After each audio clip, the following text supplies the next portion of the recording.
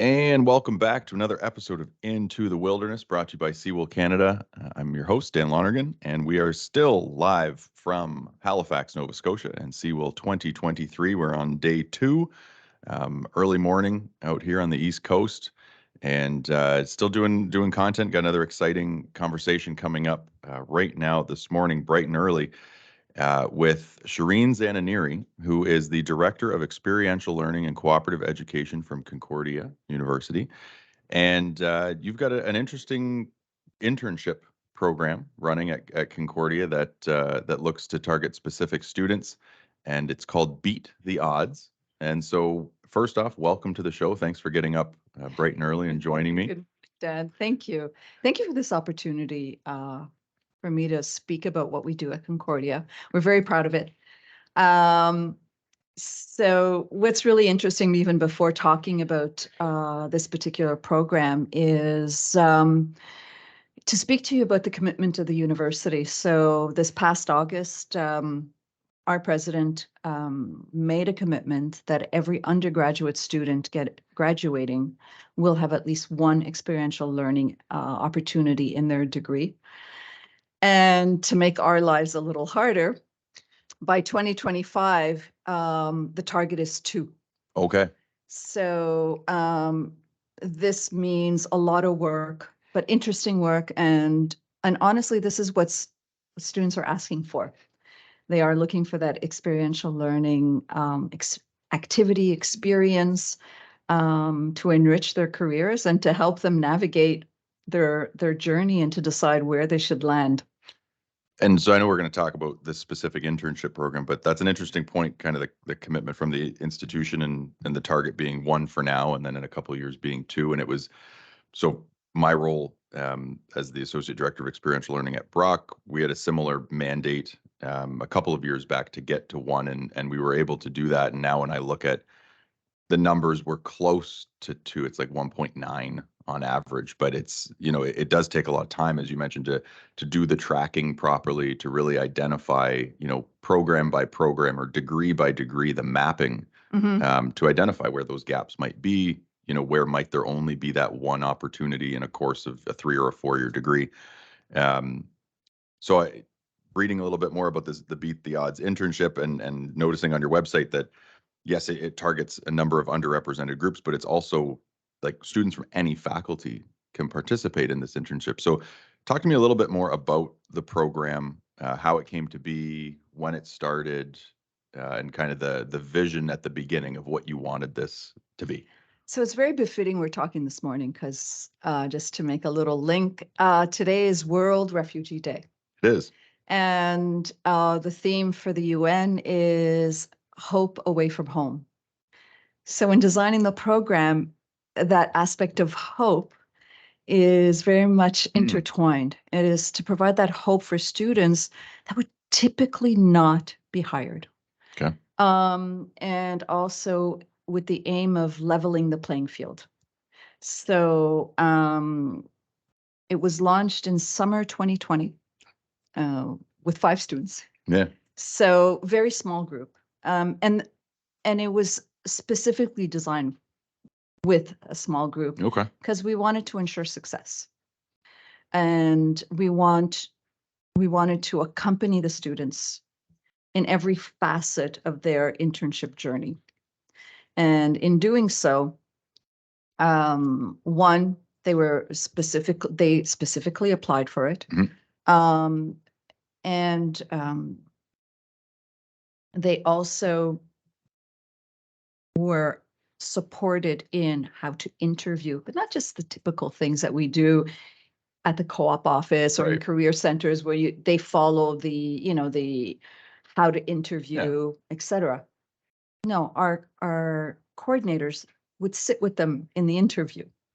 So to ensure that the right information was communicated, that they understood how they should communicate. Work with the supervisors and handpick the organizations and supervisors and explain the special aspects that each of these students brought to the table. Okay. And and also the different touch points that occurred. So from that perspective already, it was very specific. Well, and that's an interesting, way to approach doing an interview process and being there kind of lockstep with the students. And I'm sure that looks a little bit, unique depending on, as you mentioned, a student by student situation or case by case basis. From what I understand about the internship, it is quite flexible in nature. Absolutely. So I imagine that, for your coordinators having conversations with employers or supervisors, that is also a very, case by case versus, your standard kind of co-op work terms that, if you're accredited by standard about it. So you got exactly the right word. So it's not the typical 420, No. That magic number. It can be as low as 50 hours Okay. where it's more of an observation Yeah. style. Typically, they're doing around 200 to 240 hours. Okay. So enough for them Substantial. to be Yeah.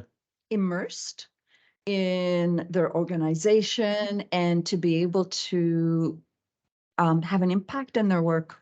Yeah. Yeah. Because sometimes with small hours, it just by the time you get even acclimatized to the culture of the organization, you've already spent the number of hours and it's time to stop. So yeah, so I imagine, obviously finding the supervisors depending on what their needs are and how many hours of work that they have for students, depending again on the faculties that they're coming from, the type of industries that they might want to go into. Yeah, really kind of an individualized approach to that. Absolutely. So I know this particular program, again, Beat the Odds, it does look to prioritize students that identify in underrepresented groups, and you break that down on your website in terms of what defines an underrepresented group. But it's quite an extensive list of inclusive ways to identify. That was the whole point, is we really wanted it to be inclusive. So, and I mean, I can read off some of my, the most recent stats in terms of what they represent, so you can see. Yeah. So low socioeconomic status represent 43%. Okay. People of color, 39. Members of the LGBTQ plus community, 33. Students with disabilities, 33%, that is. Students, international students, 24%. In low academic standing, 16%. At risk of dropping out, 14%. Newcomers, 11%. Parents, 7%, caregivers, 5%, refugees, 4%. We have an other bucket for those that didn't want to respond, 4%, or didn't want it to be divulged, rather. Sure.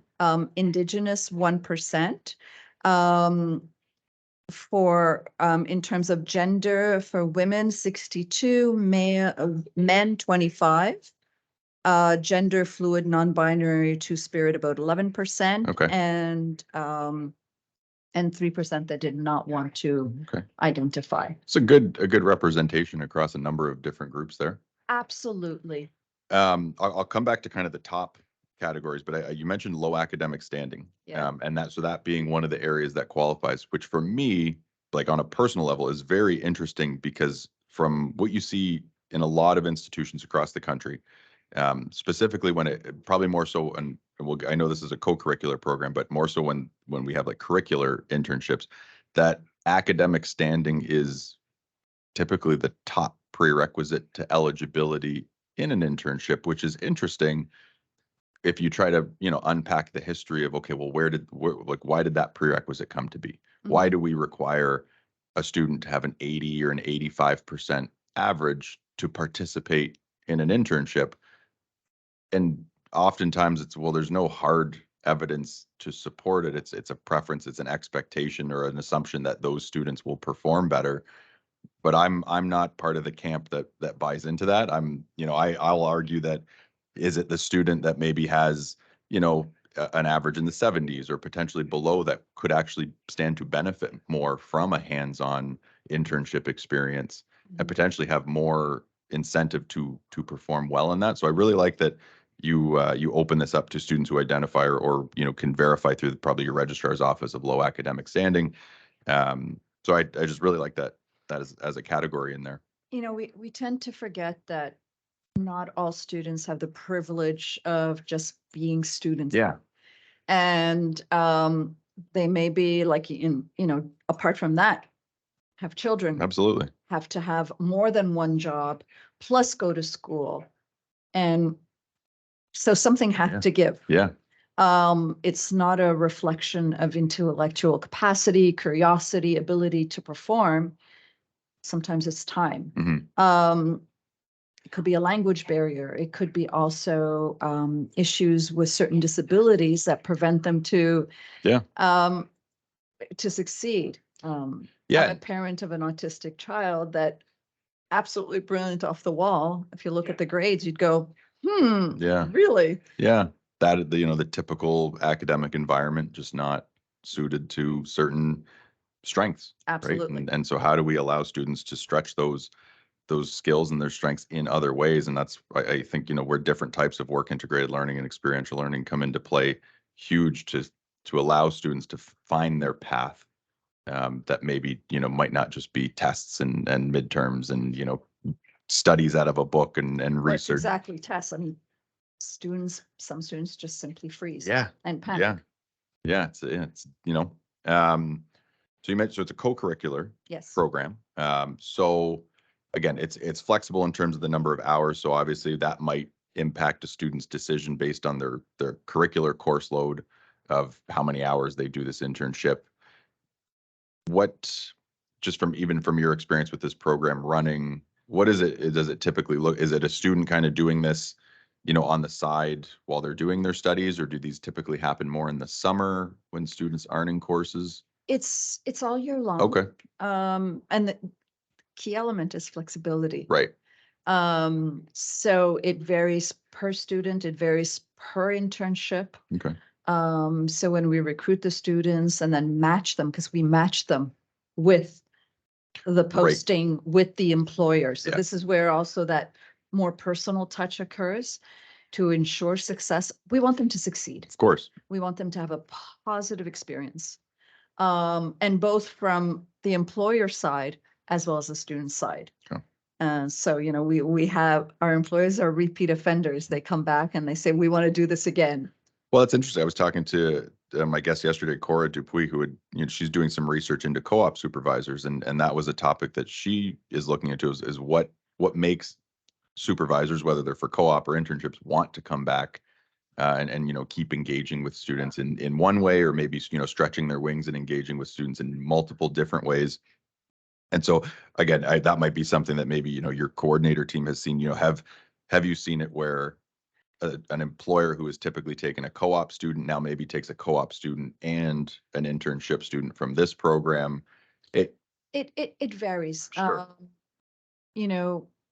Not all corporate roles. Oh, for sure. Lend well to this type of internship because there is more time investment needed. They have to really supervise them. They have to be able to dedicate that time. Where even though they do so in regular co-op, they will supervise. But there isn't as much hand-holding, for lack of a better word.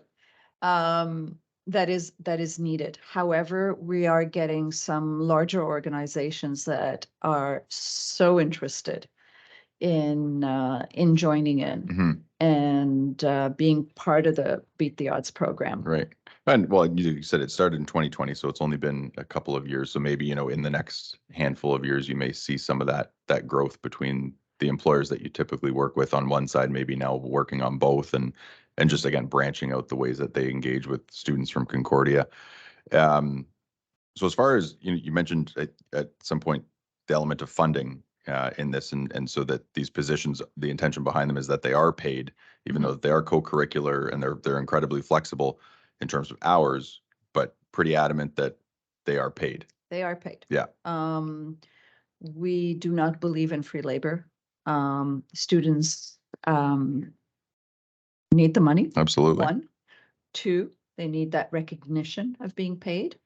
And it is thanks to some generous funding that some organizations aren't able to pay because there may be community organizations where certain student profiles fit better, and they're looking to work in community or in organizations that have more of a social vocation. So these are paid through our funders. Okay.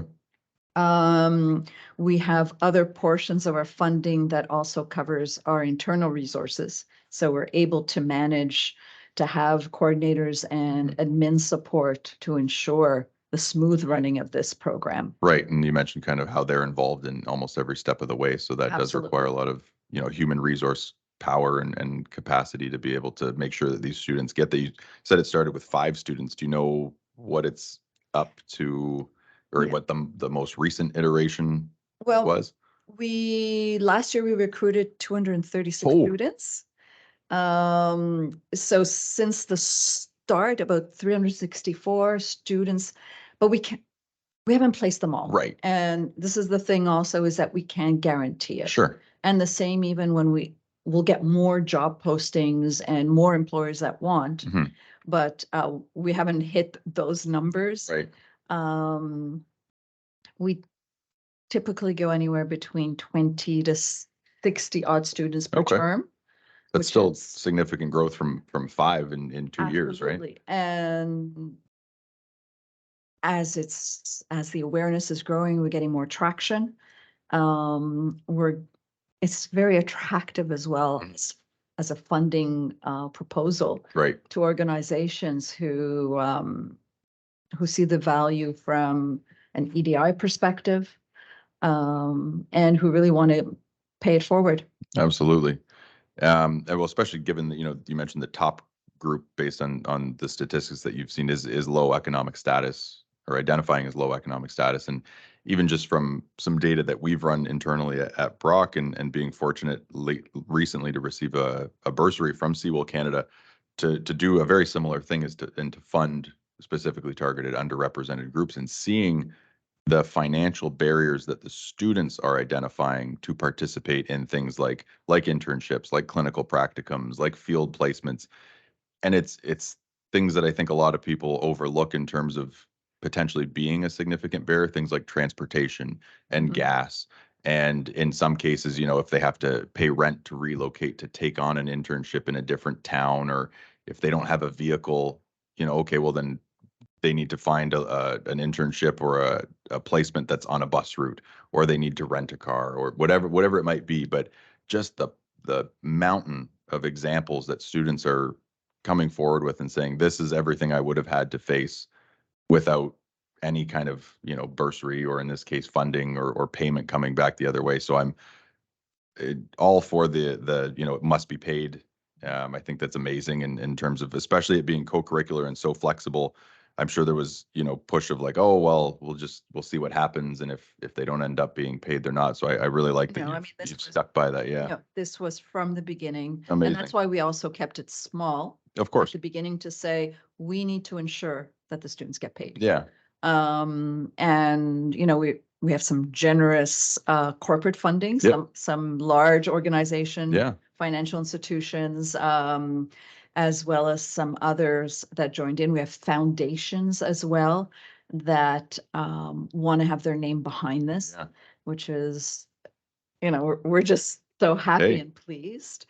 And what it has also done is, our next step for the internship is, we are building a pre-internship training program. And we're calling it the BTO Academy. Okay.